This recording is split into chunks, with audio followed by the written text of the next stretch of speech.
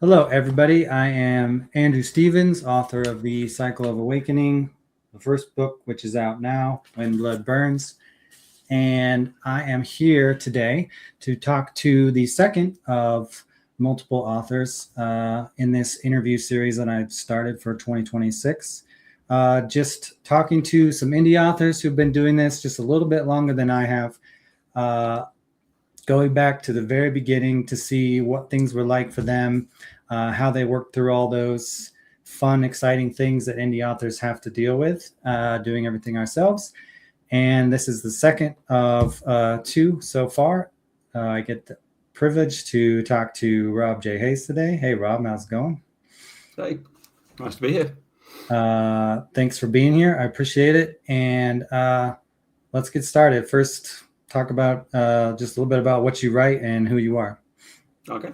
I'm Rob J. Hayes. I'm a British fantasy author with just a little bit of sci-fi on the side as well. I've been doing this a long time at this point, over a decade. And I'm the author of books like The Mortal Techniques with Never Die, Titan Hoppers, and my current big series is the God Eater Saga, which started a couple of years ago with Herald. And because we have to always plug our stuff, my next release is another book in the God Eater Saga. This is a standalone in the God Eater Saga called Hammerfall. And I think my camera is reversed, so everything's backwards, but it does say Hammerfall, just backwards. And it's sort of epic, traditional epic fantasy. It's trying to write them as a sort of love letter to the things that got me started in the genre, that made me fall in love with fantasy. So it's very sort of classical fantasy, this saga basically. Awesome. Well, I appreciate that, and I'm excited to see how the launch goes. Me too. I'm scared. Always scared. It never gets easier. Yeah, I have heard that. Like, it's like you think an author's been doing this forever, and they're like, "Oh, I got this. It's fine." But it's like, No, every launch is nerve-wracking. You're just like, is this one going to fail? Do I suck? Fair enough. Fair enough. Good to know these feelings I feel will never truly go away. Nope. Imposter syndrome forever. All right. Well, speaking of imposter syndrome, let's go back to the very beginning and just talk about what that was like for the first time for you. So before we kind of get into publishing your first book in your series, what was it that set you on this author journey? Were there any inspirations or things that pushed you towards writing? Yeah, I mean, I've always been a dreamer. I was the kid in school who was just sat staring out the window, sort of dreaming of dragons and all sorts. While we were supposed to be doing work, I got into a lot of trouble at school because of it. So, and I at some point I just decided to start writing some of these little stories down. And I mean, they were terrible at the start. I was writing like Star Wars fan fiction, Buffy the Vampire Slayer fan fiction, Blade fan fiction. I went through a vampire phase. Okay. It was just sort of like progressed from there. And then I do remember there was a book that made me want to actually give writing a full-length story a go, and that was Orion by Maggie Fury. You can just about see it on my bookshelf right there. I read that one and I loved it so much that I was just like, I want to give this a go. But then it was still a good over a decade later before I actually started to really sit down and go, okay, how do I write a book? What do I want to go in it, and all of that lot. So it's been a long journey from dreams to short stories to failed book attempts, basically. Mm-hmm. Nice. Yeah, I mean, we all got to start somewhere, right? Absolutely. And so for you, and we kind of talked about this already, the Ties That Bind series was really like your first series. So kind of, and you, I think you said you published all three at the same time, or like back to back? Yeah, I wrote them over the course of about 3 years: The Heresy Within, Color of Vengeance, The Price of Faith. the 3 books in the Ties That Bind trilogy. I wrote them over a course of about 3 years, and then I had all 3 of them. I tried shopping the first book around a little bit, sent it to a few agents, and didn't get any interest. And then decided I was going to try self-publishing it. And I had absolutely no idea what I was going to be doing with self-publishing at the time. Self-publishing itself was still quite early on at that point. So I just thought, I'll just throw all 3 books out there all at once.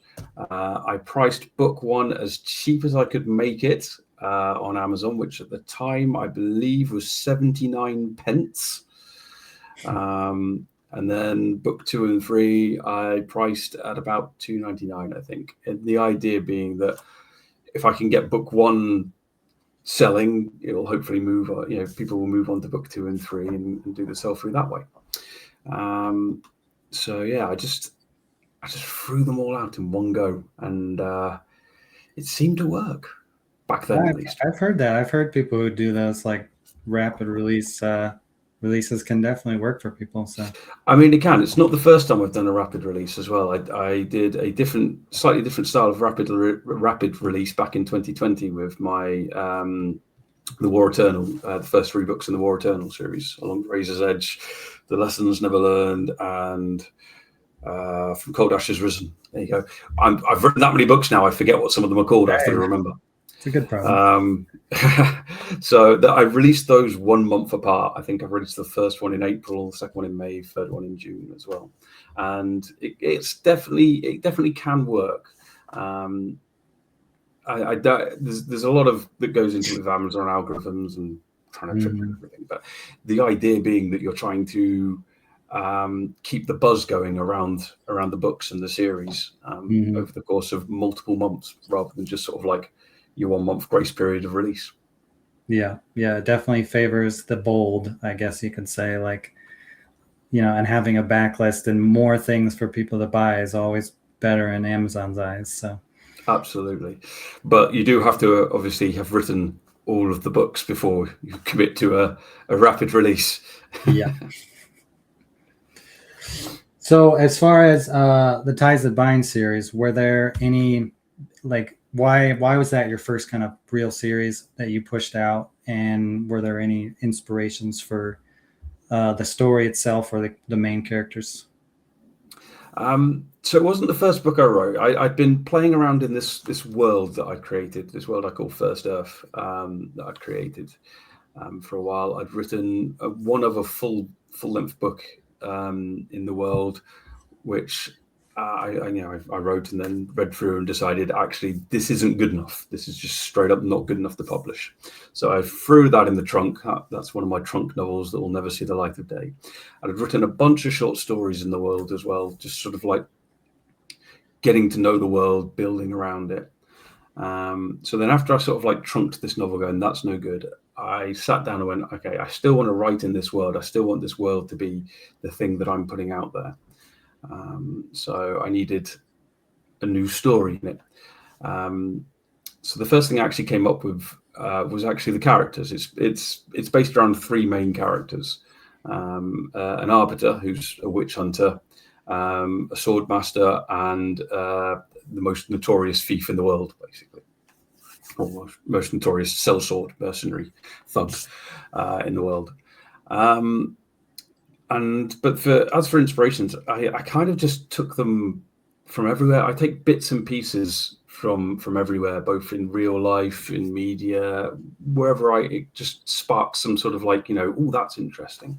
There's things like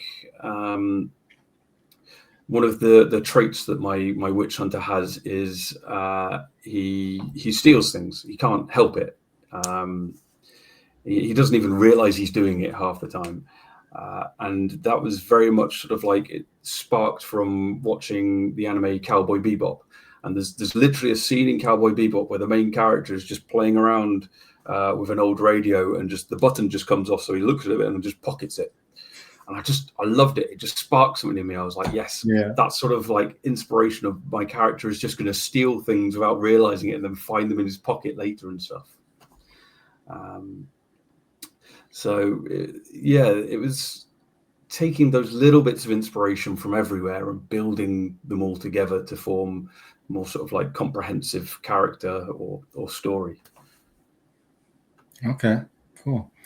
Yeah, I mean, I think it's probably a lot of people, right? Like, you see those things and be like, oh, I like that, I like that, I like that. And like, can I just throw them all together and make it work? And, you hope so, right? Exactly. And if you can build a backstory around the character that encompasses those and maybe explains them as well, it's perfect.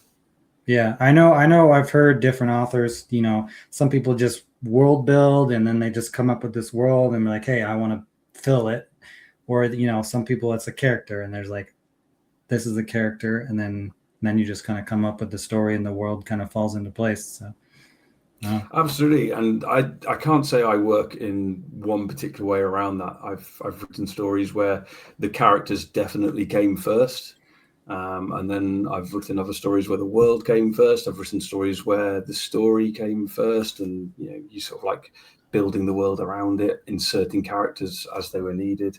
I think it's just some people work in a way that is like, this is how I work. For me, I like to try different things, and it's just what the story requires for me, which story I'm writing, what it requires for me at the time.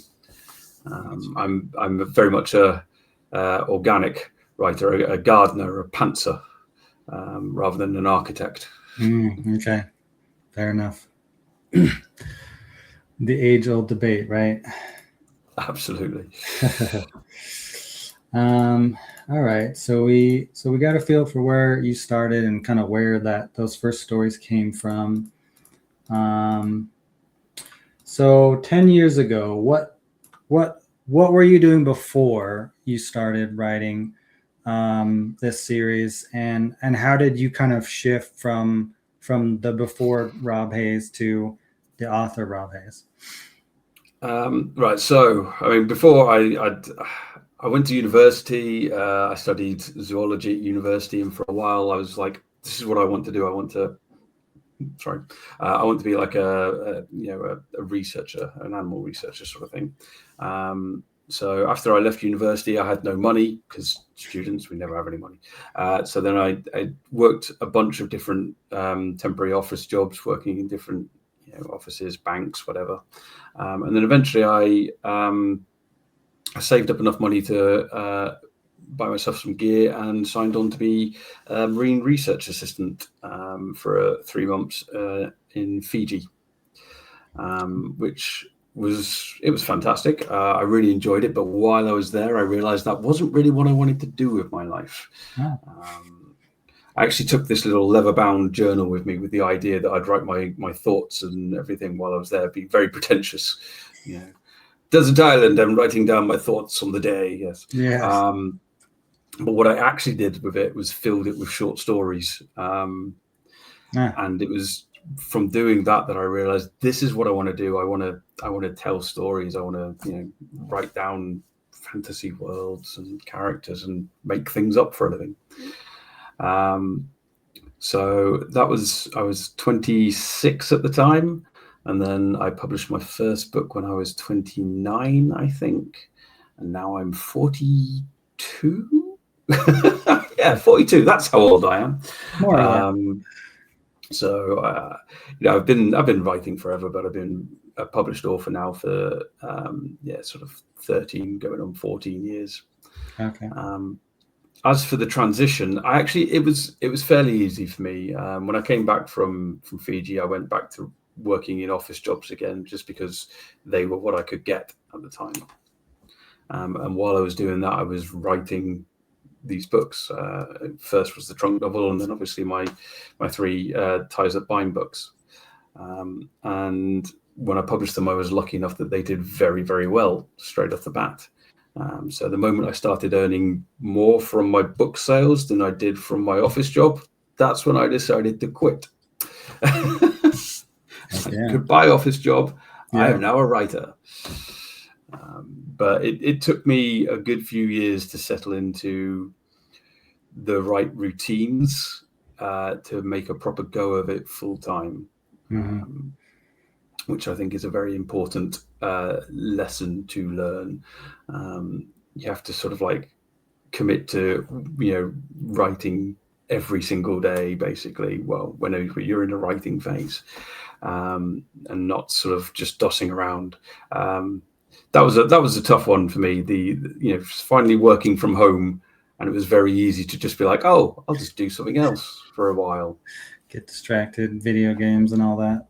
Exactly. Yeah. So when I first started writing full time, I was writing like, I'll write 500 words a day. Now I'm happy. And when I was writing and working, I was like writing thousands of words a day. So it was very much a sort of like, okay, at some point I'm going to have to actually figure out the right patterns, how to work from home, how to do this full time rather than just dossing around. Yeah, that's definitely fair, because it's like, I mean, even like you said before with each release, it's nerve-wracking. Like you like, you could write a good book, but if the market's just not receptive to it, it might just not do hot, and then you're like, oh crap.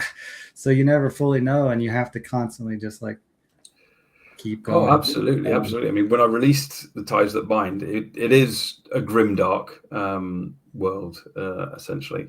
And I was lucky enough to release it around the same time that Game of Thrones was at the height of its popularity. Yeah.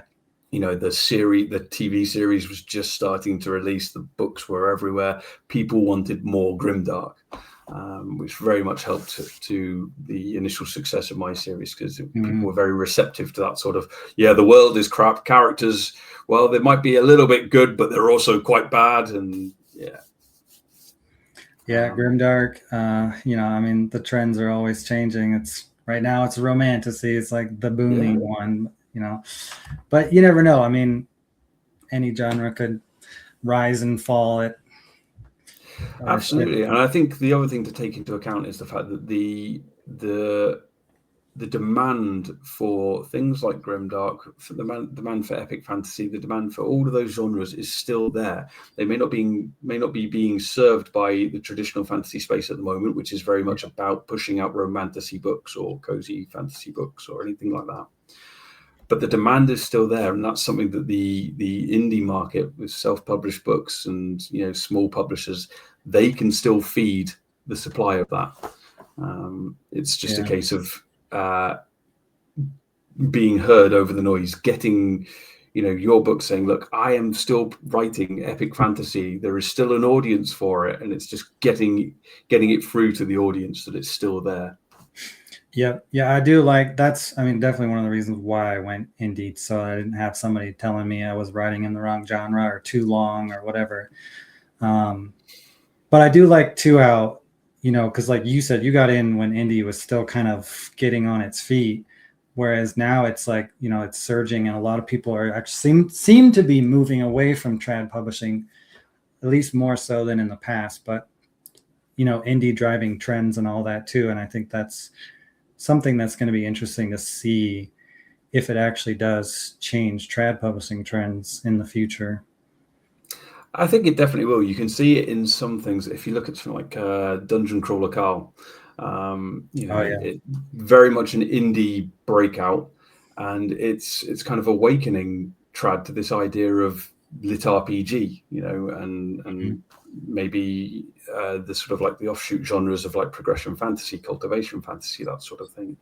So you are starting to see, Dungeon Crawler Carl's been picked up, at least in print, I think, by, I can't remember which publisher now, and you're starting to see them going after other sort of lit RPG titles as well. It's not as big as like romantasy at the moment, but it's definitely an emerging genre which has been completely driven by indie publishing rather than by trad publishing. Yeah, it's cool. All right. So if you can remember, like, publishing those first books, and obviously you said they were pretty well recepted at the time, so that helps. But like, still, like putting out your first books in the world, what was like going through your head as you started seeing reviews coming in and all of that? Can you just talk through those feelings? I mean, I was terrified, also elated, and at the time I had no idea how to deal with bad reviews. It was not something that I'd ever had to deal with before, so that was always fun. I couldn't stop myself from checking reviews, that was a lesson I needed to learn at some point. So I was constantly checking reviews, and every time I'd see a bad review, it knocked me on my ass because I had no idea how to deal with them. But it was mostly a sort of like absolute massive chaos. I had nobody to talk to about it at the time. I didn't know any other authors. I hadn't really joined any of the online communities that are very much available now to be able to talk to people. There's like Discord, Facebook, all the social media platforms. There's authors everywhere in every stage of the journey who are usually willing to talk to others about it. And I didn't have any of that at the time, so I was very much going through it alone. Just no idea how to really deal with any of what was going on. It took me quite a while to be able to sort of like disconnect from the things like the bad reviews and even some of the overly glowing reviews, and just be able to sit back and go, okay, I need to start writing again, and I need to just push all of that aside and concentrate on what's next. Mm-hmm. I think that's the problem, especially when you release a full trilogy in a go. You can start to focus on that trilogy, and as a self-publisher as well, you're able to change those books after you've published them. So there's always going to be that sort of like that temptation to keep re-editing the books that you've already released, which in my mind at least is a bad way to go about it. You want to be moving on, looking forward to what's next, rather than trying to re-alter what you've already done, because otherwise you're just going to end up as George Lucas, just re-editing Star Wars over and over again. Yeah That's definitely one thing. We mentioned that, I think, when I talked with Andy Peliquin, but like when you write a book, it's the book that you wrote and the person that you were at the time that you wrote that book. And you could go back and probably improve it, but instead of that, just focus on the next book and how you can improve and do better for that one, and then just keep going. Absolutely. It's a snapshot of who you were and what you were going through and what you wanted to put out into the world at the time. And the other thing to take into account is you may think that you're making it better, but that doesn't mean that other people will agree with you. Because everybody reads, you can write this book, this is my book, but everybody who reads that reads a different book because they experience it in a different way. So just because you say, okay, I've improved it, I've made it better, doesn't mean that everybody else will agree with you. Yeah, that's fair. Because you got to change it. One person hated it, and now they're going to love it, and the other person's going to hate it. So it's like, can't ever win. I mean, the way I see it is I have massively improved as an author from the time that I wrote my debut trilogy. What I'm putting out now, I think, is tons better, and yet I still occasionally have readers who come up to me going, your first trilogy was still my favorite, and I'm sat there going, really? You're going to stab me in the heart like that? Yeah It's funny. Yeah, or the reminder too of like, look at Name of the Wind or George, Song of Ice and Fire. Like, there's negative reviews for every book, so it's just going to be, you can't write the same one thing that's going to please everybody. One book to please them all, right? Exactly. So you've just got to disconnect at some point and say, okay, I'm just going to focus on my next project. So we talked a little bit about like you getting in that routine of writing regularly, especially after you published the first ones, and you said you wrote the 3 up front. So how was like going from just like writing stuff on a on a notebook or whatever to like actually writing a fully length novel? What was like that? Like, did you have to learn how to really write consistently? When I was writing it, not really, because when I was writing The Ties That Bind, it came out as a sort of absolute flow of creativity.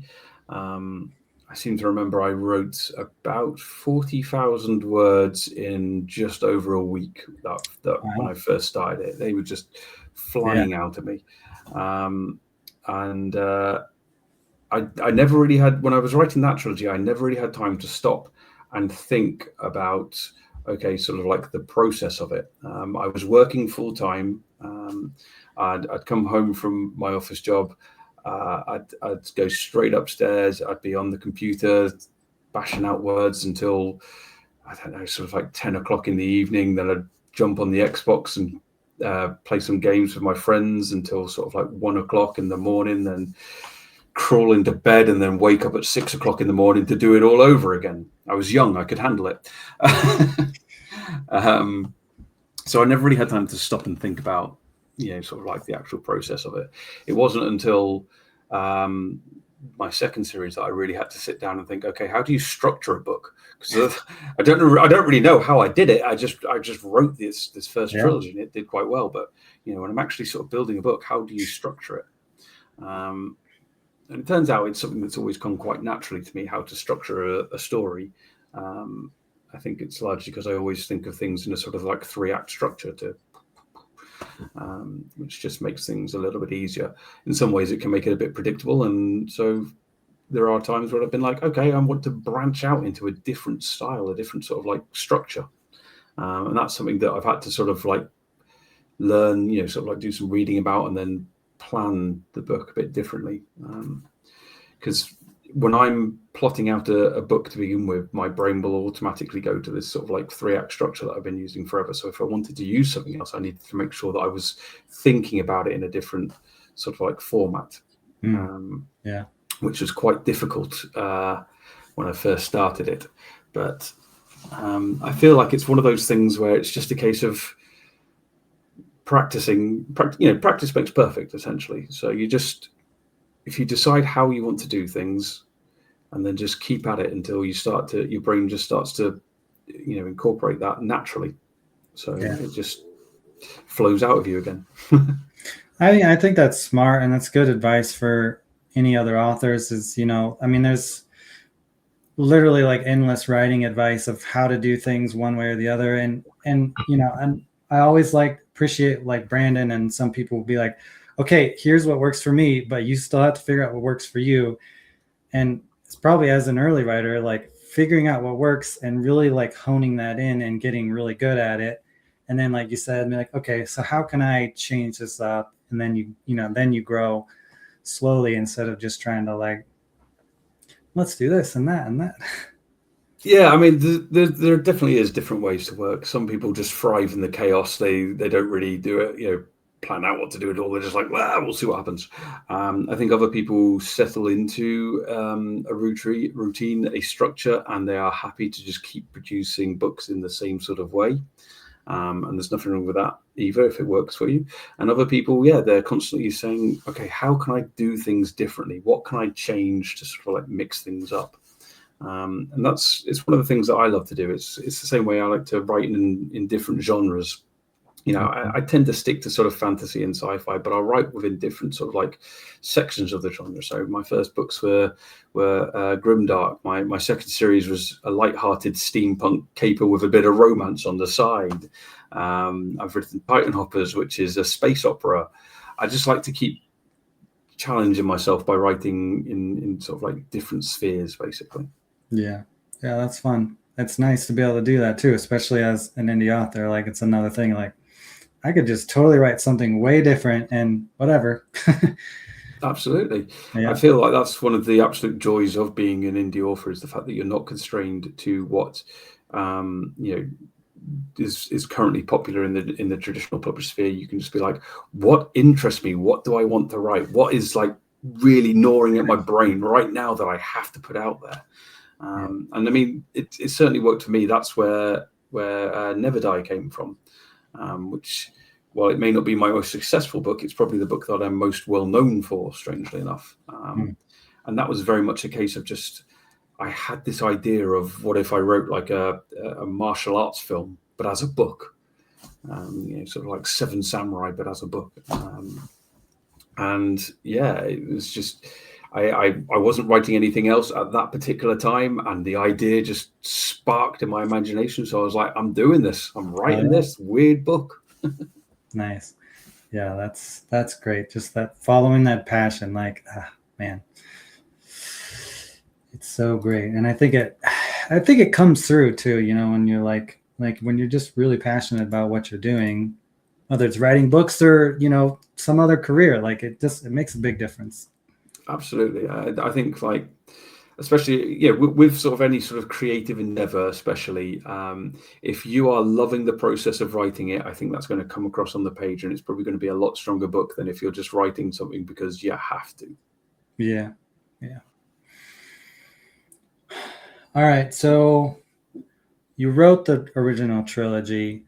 As far as like learning how to edit, because I know, you know, you always hear like, yeah, it's one thing and it's a huge accomplishment to write a book, but editing is really where the book kind of comes to life and like becomes what it's, you know, going to be in the end. I mean, most people's first drafts probably aren't going to be the end product. So how did like initial editing go for you, and how did you kind of figure out how to do that? So my first trilogy, I didn't really know. As I say, I didn't know what I was doing. I didn't hire an editor for it. I just edited it myself over and over again, and I mostly did that by just reading through the book over and over and over again and trying to make changes. And somewhere along the line, I realized that the best way to go about doing editing yourself is to go into an edit with the idea of what you want to achieve in that edit. So it may be going in saying, okay, in this edit, I want to really bring out the characters, really make their voices stand out from each other. So if you go into the edit with that idea, it doesn't mean you can't sort of like change other things. You know, as you're reading through it, you might be like, oh, I've got a really nice idea how to improve the prose on this, description or whatever. But if you're going in with this idea of, okay, the characters need to pop, this is what I want to do in this one, you'll quickly find that your brain sort of like goes, okay, that's what we're doing with this one. So you start to sort of think about it more and bring it out more. And then there's also other techniques I've found through editing over the years, which really helped. Like these days, one of the things I always do is an out loud read through edit. And it really helps to make especially the dialogue feel more natural. Because if you're reading out loud and you've got some stilted dialogue, you're just going to sit there and go, oh, this does not sound right. Yeah. Might sound okay in your head, but the moment you read it out loud, you're like, nah, these guys don't sound like actual human beings. Yeah. And I mean, it can also help with the more sort of like functional structural sort of stuff. If you're reading out loud, you're more likely to pick up on like echo words. So when you've used like the same word multiple times in a paragraph, again, reading through it just in your head, you might not pick it up, but out loud, it clicks slightly differently, and you start to notice them. And just general typos are easier to spot when reading out loud. They will still get through. Typos will always get through, but you'll spot a few more of them, hopefully. But in the end of the day, you still generally want to hire a professional editor as well, especially if you find a good one. A good professional editor won't just sort of like edit your book. They'll also explain, what you're doing wrong and how to change it, and hopefully bring out the better writer in you. I've had some terrible edits in the past, and I've had some wonderful edits in the past, and the best ones are always the ones where I come out of it going, I know how to be a better writer now. Yeah. And so do you have like a permanent editor now, or is it always kind of like testing the waters and seeing what works? Like with most contractors in the indie publishing side of the business, it's quite often who you can get to work on the time frame that you need to work with. Yeah, true. it's not always possible to work with the same person because they may be busy when you need them to go through your book, so you have to hire someone else. And that's both the case in editing, in artwork, cover design, every aspect of it basically. So I don't have one specific editor that I work with at the moment. I'm currently sort of trying out different editors to find one that I really click with, that I want to try and use more often. Cool. Yeah, me and Andy also talked about that, and it was interesting to think about, just trying out different people and just kind of seeing, because you never know who you're going to mesh with, and you might just find the one, or you maybe just have a couple, and it's fine. But absolutely, and you might find that when you click with an editor at one stage in your writing career, and then as you move on, you might find that that they're not really the right editor for you anymore. That's so true. Might be worth looking for somebody else again. The good thing is there are a ton of professional editors out there these days to work with. So it's just a case of finding the right one at the right time in your career. Okay, see, we kind of already talked about reviews as far as you learning to kind of deal with those, but how were reviews initially overall for the first series? I mean, I'm assuming they were generally positive.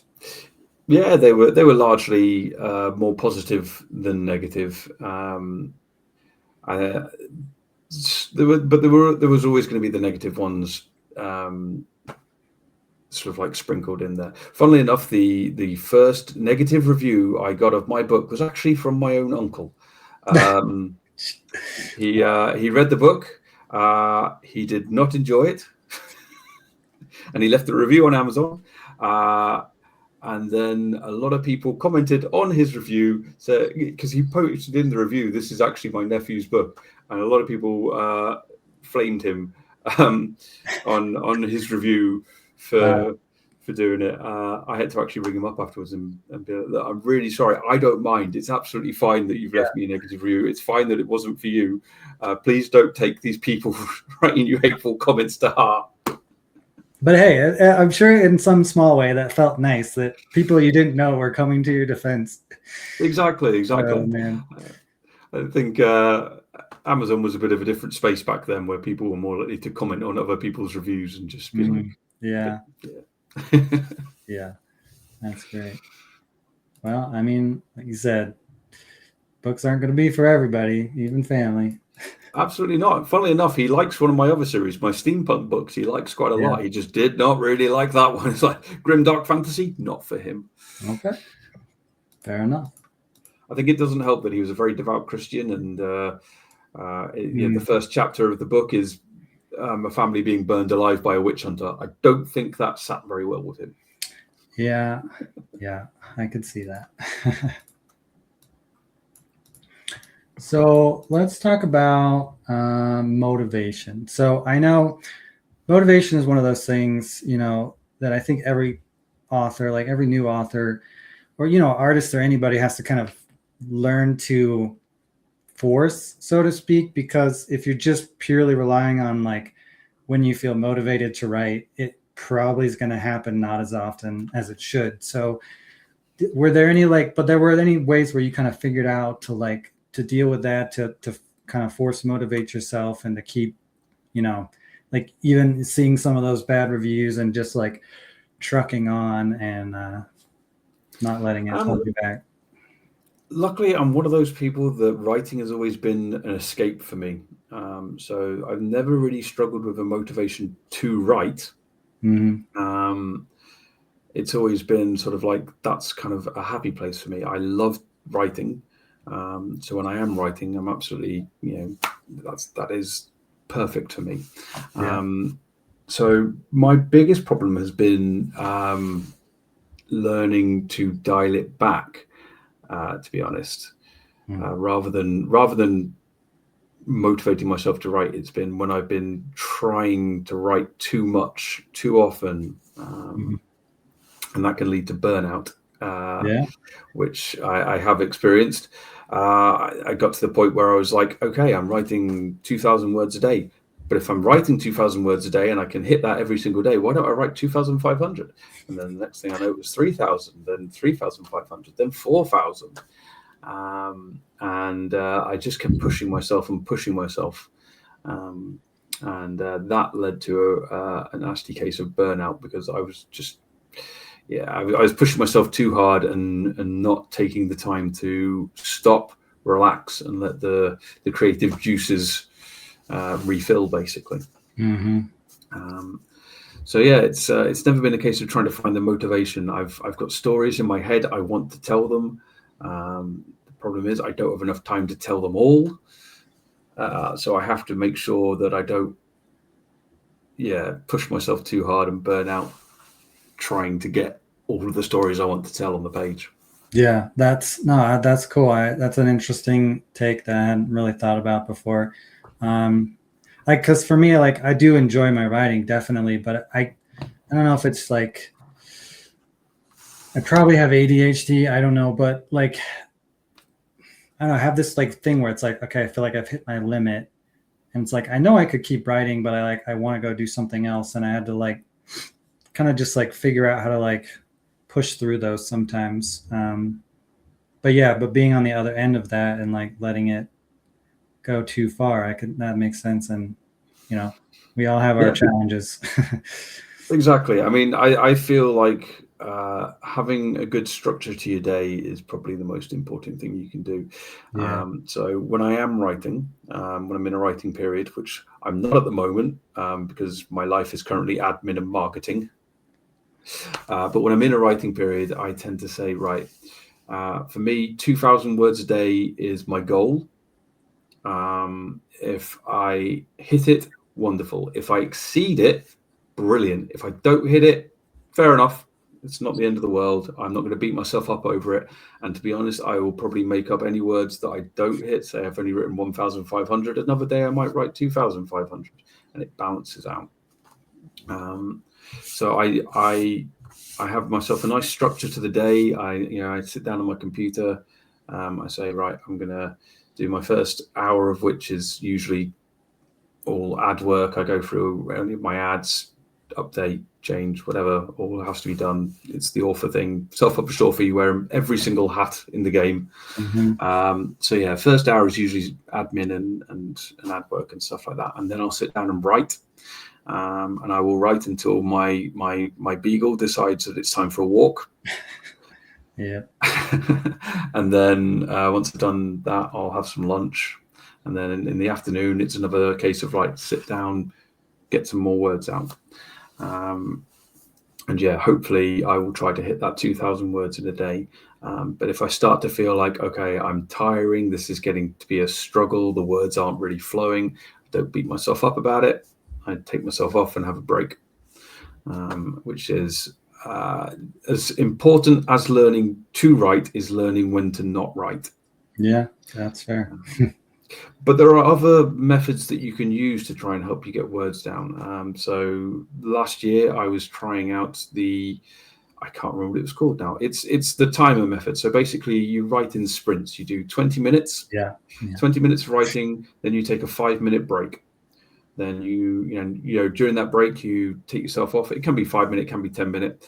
Doesn't matter. You take yourself off. You go have a wander or do some exercise, music, listen to some music, whatever. Then you sit down and you do another 20 minutes. And you take a 10-minute break, and then you do another 20 minutes. And you can repeat it as long as you want to. I was usually doing it in 3 bursts of 20 minutes, basically. And that worked quite well. At least to begin with, I started falling out of the pattern of actually doing it, and then I'll be like, oh, I've hit my 20 minutes, but I'm in the middle of a paragraph, so I'll just finish that paragraph, and the next thing I know, it's another 20 minutes. Yeah.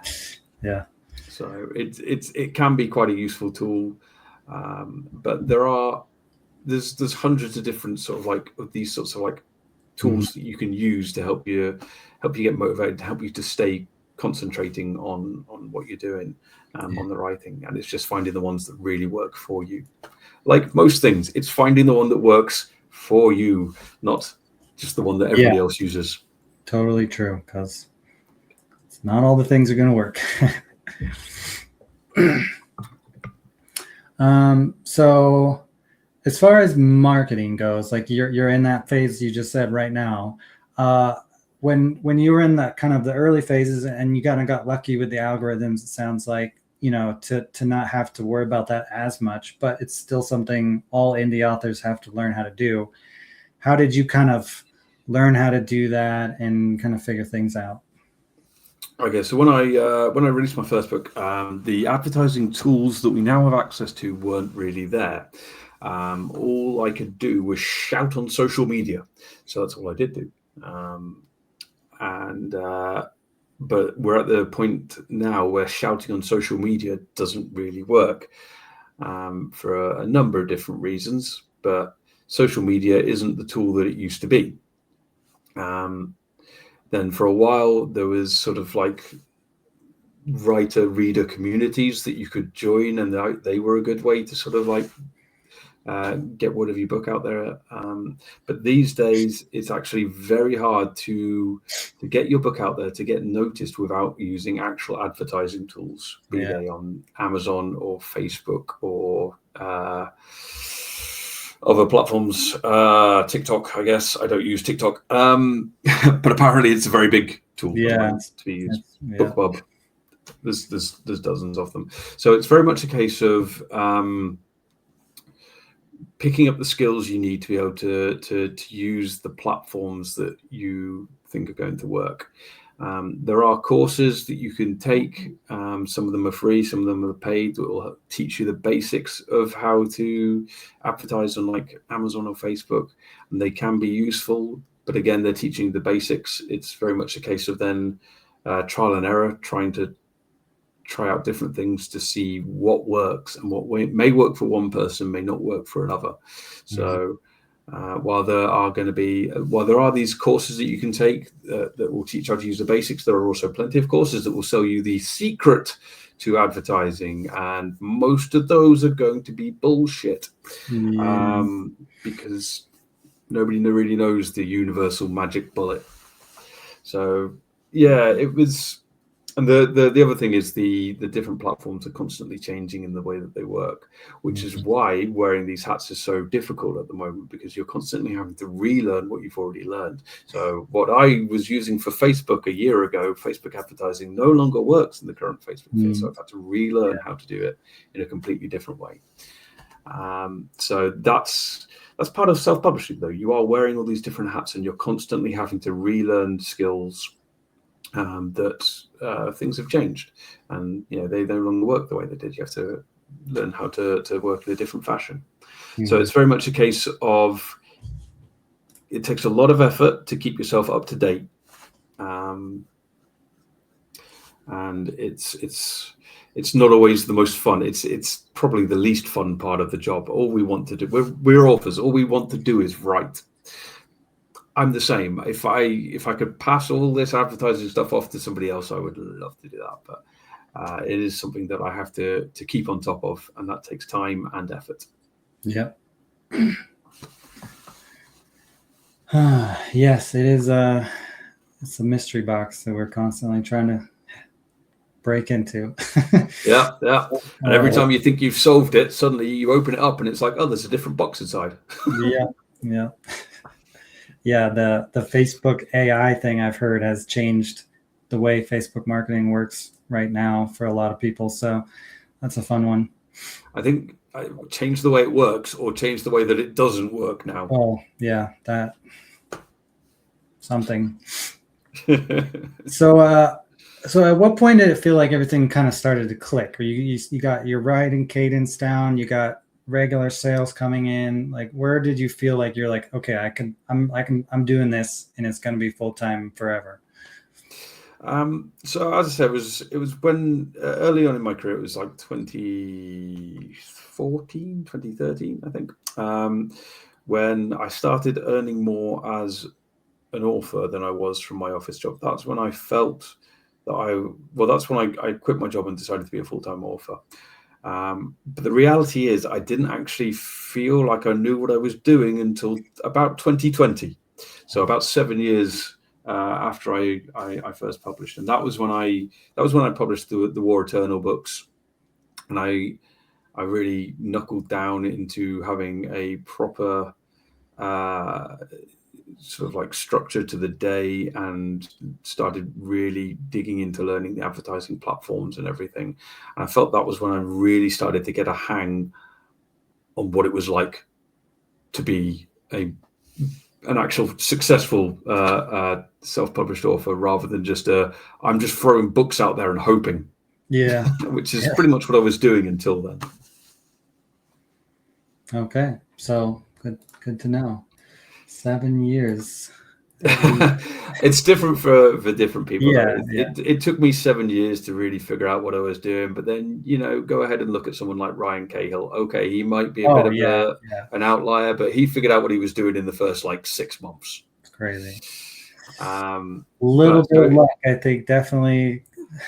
Luck is always involved in all of these things, but the reality is it's different for everyone. If you go into publishing with an idea of what you want out from it and what you want to put into it and how much work it's going to take to achieve what you want to achieve, you're more likely to achieve those things more quickly. When I went into it, I had no idea what I really wanted. I was just like, I just want to write books and throw them out there and see what happens.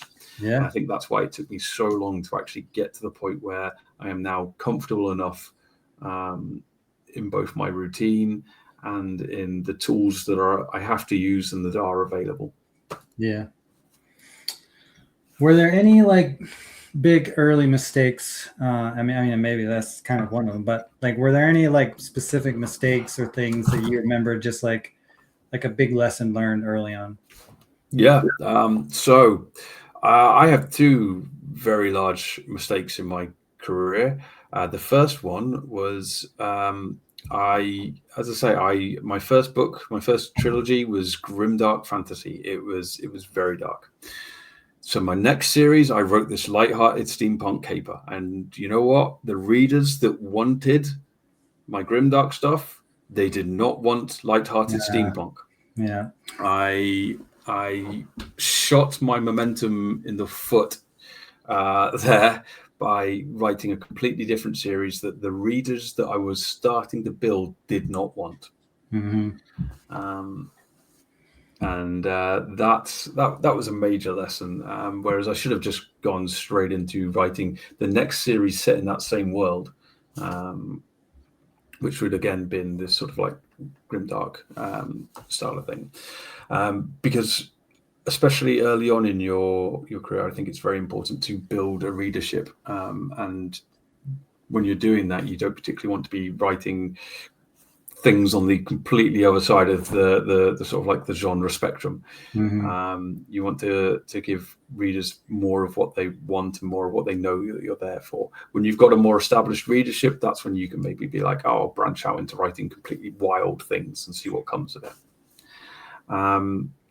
My other major problem was, or mistake, I suppose, was about 2 years after I published my debut trilogy, I was approached by an indie publisher who wanted to pick it up and publish it.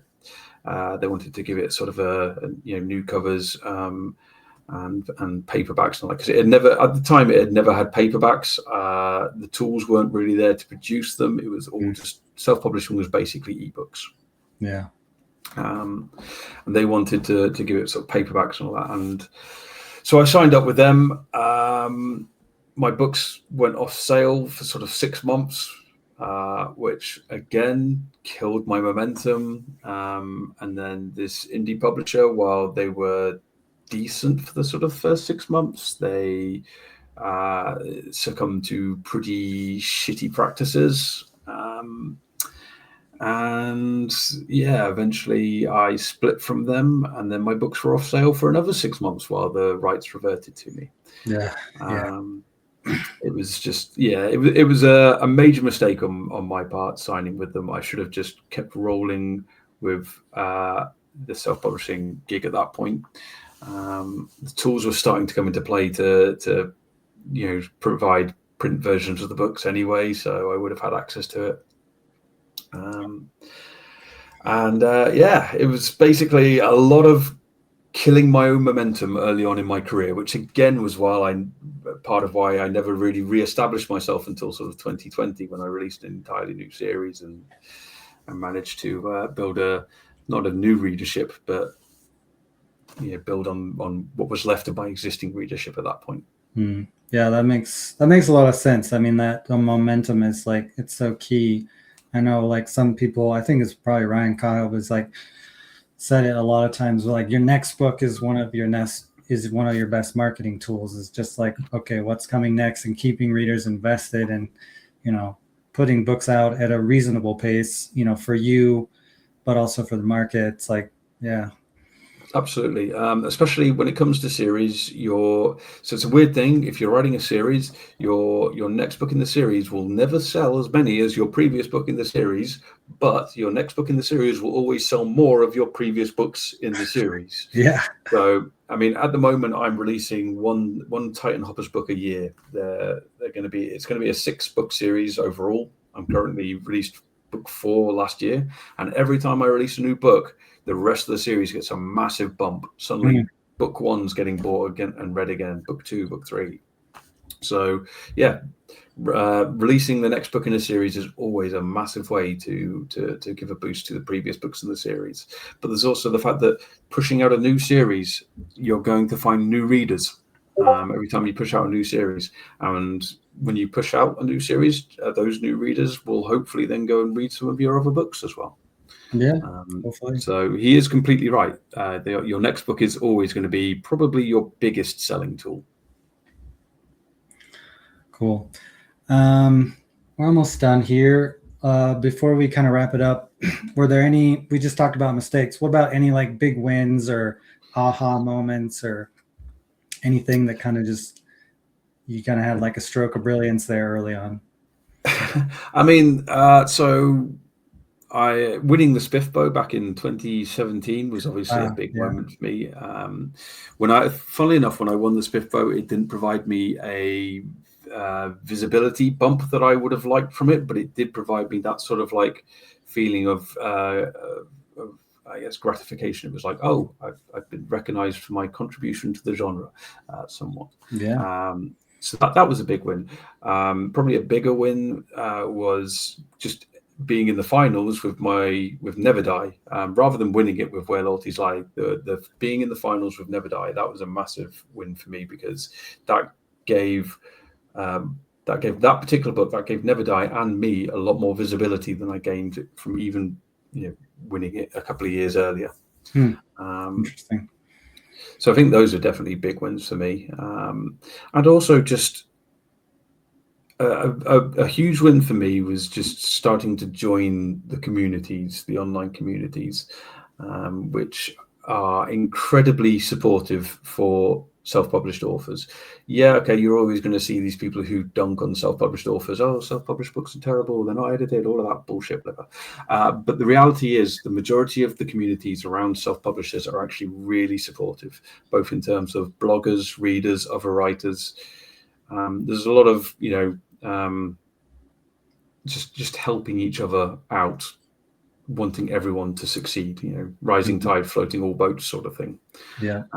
So I think starting to join those online communities for me was a massive win. Yeah, definitely. I would echo that. I mean, I'm still way earlier on, but like just figuring out of like that, don't have to do this alone. Like, just because you're doing self-publishing doesn't mean you have to do it literally by yourself the whole time. Like, it does make a huge difference just having other authors to just talk through things, what's going on, give each other advice. And then, yeah, just readers too. Like, just being friends with readers and reviewers, it's good for you and it's helpful, but it's also just nice.